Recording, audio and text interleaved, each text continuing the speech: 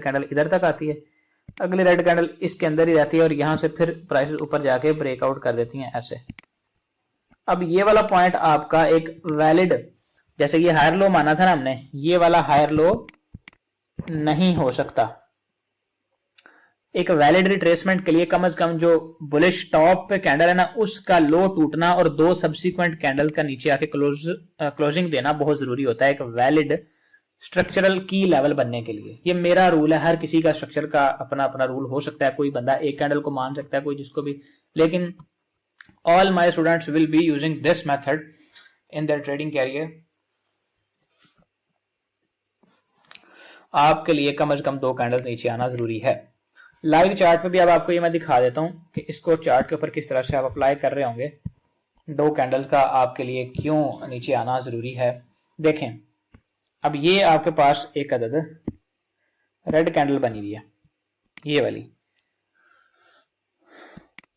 ऐसे प्राइसेस ऊपर गई हैं, नीचे अगेन ऊपर। अब मुझे बताएं कि ये एक पॉइंट बना है, ये एक पॉइंट बना है, क्या इसको, ये वाला तो हमारे पास लो है मान लो, इसको हम हायर लो कह सकते हैं, यानी इसके नीचे प्राइस आए तो हम इसको कह सकते हैं ये एक स्ट्रक्चर ब्रेक हुआ है, स्ट्रक्चर शिफ्ट हुआ है, कुछ ऐसा वैसा नहीं कह सकते। बिल्कुल एग्जैक्ट आप सही बता रहे हैं, सब लोग ठीक बता रहे हैं, वेरी गुड, वेरी नाइस। अच्छा, अब इधर कहीं मैं आपको दिखाता हूं जहां पे कंटिन्यूअसली कुछ कैंडल्स जो है वो नीचे की तरफ जिन्होंने मूवमेंट की है, like these once here, these once. अब यहां पे देखा जाए तो कितनी कैंडल है टोटली, 1 2 3 4 5 कैंडल है तकरीबन, लेकिन इस मेन जो टॉप पे कैंडल थी, जिसकी भी टॉप है, इसका लो टूटा हुआ, इसके नीचे क्लोजिंग है कैंडल की, एग्जैक्टली है। ये पॉइंट, क्या आप इसको एक स्विंग पॉइंट मानेंगे? ये जो नीचे सपोर्ट लगी हुई है ये वाली,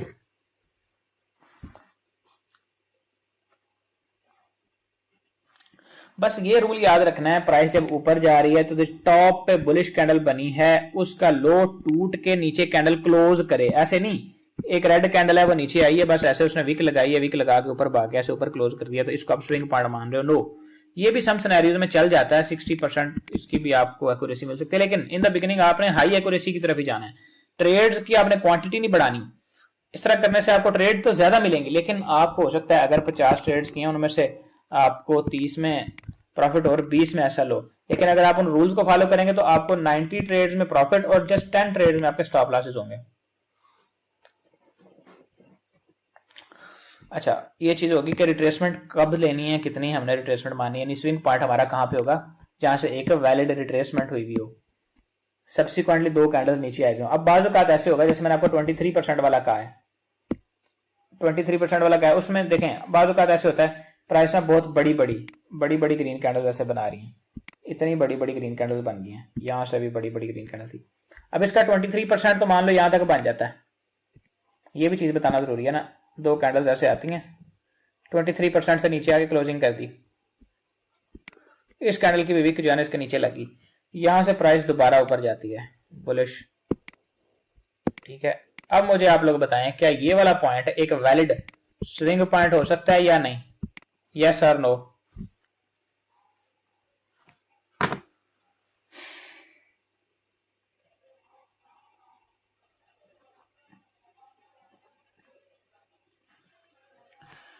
ये वाला जो आपका पॉइंट है, इसकी क्लोजिंग इसके नीचे नहीं हुई, ये जस्ट विक नीचे ही है, ये आपका एक वैलिड स्विंग पॉइंट नहीं होगा, ठीक है। This will just be a demand level है, वो आगे के कंसेप्ट हम पढ़ा दूंगा आपको, डिमांड सप्लाई कैसे निकालनी होती है वो सारी चीजें, लेकिन एक अदद वैलिड रिट्रेसमेंट के लिए आपका, अगर प्राइस नीचे गिर रही है, यानी कि ऐसे नीचे आ रही है कैंडल्स, 2 कैंडल्स ऊपर जाएं जो इस अपने कैंडल के हाई को तोड़ें कम से कम, और दूसरी कैंडल के ऊपर क्लोज करें, वापस प्राइस नीचे गिरें, तो ये पॉइंट आपका एक वैलिड जो है ना वो लोअर हाई होगा। ये आपका हाई था, ये लोअर हाई, ये लोअर लो, और ये आपका लो था।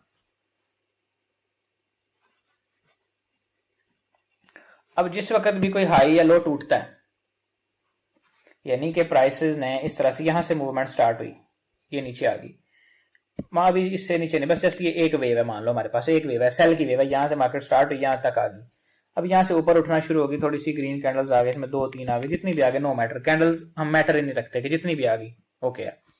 उसके बाद दोबारा से प्राइस नीचे गिरती हैं। अब ये हमारे पास क्या था, एक हाई पॉइंट था जहां से मार्केट स्टार्ट हुई थी, एक ऊंचा तरीन पॉइंट था और ये इसने लो लगाया था, उसके बाद ऊपर जाना शुरू कर दिया इसने।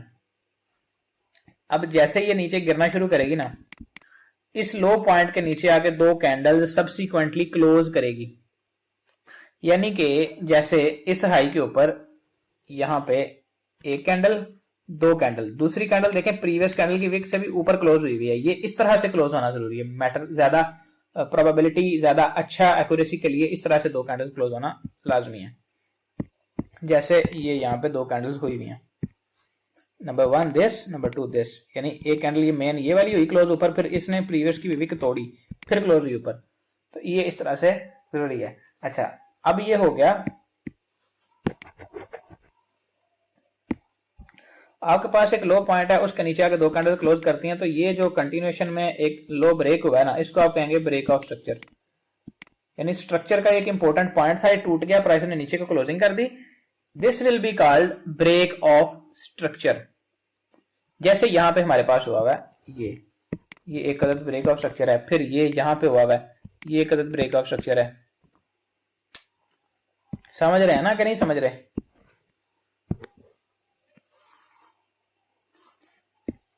आ रही है समझ के, कौन नहीं आ रही है? स्नो में जरा एक दफा रिप्लाई करें। ब्रेक ऑफ स्ट्रक्चर अभी मैंने वेरी सिंपल सा आपको बताया। वापस इधर आते हैं। एक ब्रेक ऑफ स्ट्रक्चर होता है और एक चेंज ऑफ कैरेक्टर होता है। स्मार्ट मनी में चेंज ऑफ कैरेक्टर का कुछ और मतलब है, वाइकऑफ में हम कुछ और मतलब लेते हैं, और मेरा अपना जो तरीकाकार है उसमें मैं बाज़ दफा चेंज ऑफ कैरेक्टर को भी मार्केट स्ट्रक्चर शिफ्ट ले लेता हूँ, वो आपको मैं ब्रीफली बता दूंगा वाइकऑफ भी जब हम स्टार्ट करेंगे। अभी जस्ट हम एसएमसी यानी स्मार्ट मनी कॉन्सेप्ट या जो बैंक ट्रेड मेथड है उनके अकॉर्डिंग, या जो इपडा जिसको बोलते हैं inter bank price delivery algorithm के हिसाब से जो चेंज ऑफ कैरेक्टर होता है उसको देखते हैं।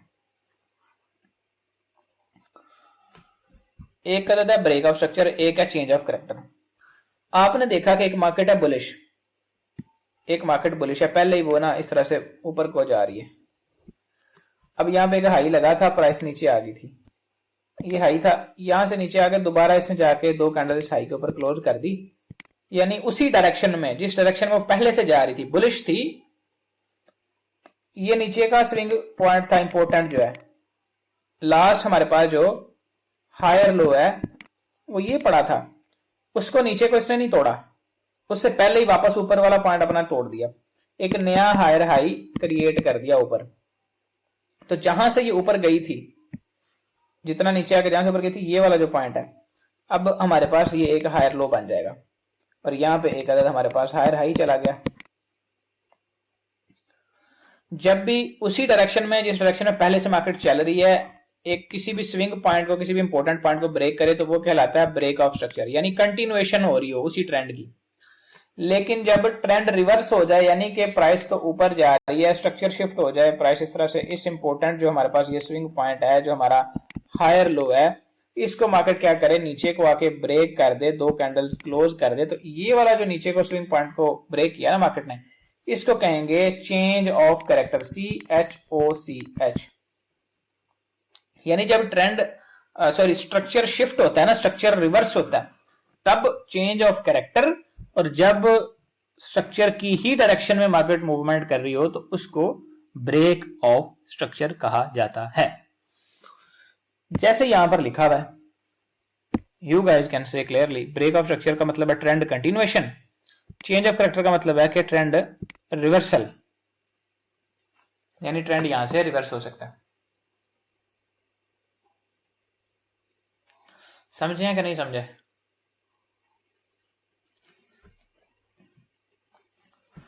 अच्छा जी, इधर जरा गौर कीजिए, हमारे पास एक डाउन ट्रेंड है, प्राइस नीचे आती है, ये हमारे पास एक हाई पॉइंट था, नीचे आई, एक लो बना। अब मान लो कि ये ऐसे इस तरह से जूम किया गया कि ये ऐसे है, ये हाई था, ये हमारे पास लोअर हाई बना, ये एक लो था और ये लोअर लो बन गया इस तरह से, ये अगेन लोअर हाई यहाँ पे शिफ्ट हो गया, फिर इस स्विंग पॉइंट को जब प्राइस ने तोड़ा, नीचे 2 कैंडल ऐसे क्लोज की, ये हमारे पास एक लोअर लो इधर बन गया। ये सारे पॉइंट इंपॉर्टेंट हैं, ये इंपॉर्टेंट है। अभी वेरी लास्ट हमारे पास जो लोअर हाई बना वो ये है। इसके बाद मार्केट ने एक लंबा मूव नीचे को दिया, लोअर लो यहाँ पे बना दिया, सबसे नीचे जो पॉइंट है वो ये है। इसके बाद क्या होता है कि प्राइस एक पैटर्न बनाती है पुल बैक वाला, ये आगे मैं पढ़ाऊंगा पैटर्न किस तरह से देखने हैं। रिवर्सल पैटर्न होता है, ये बनता है प्राइसेस जाके अपना वो इंपॉर्टेंट पॉइंट जो लोअर हाई है, जो स्विंग पॉइंट है, इस तरह से ये वाला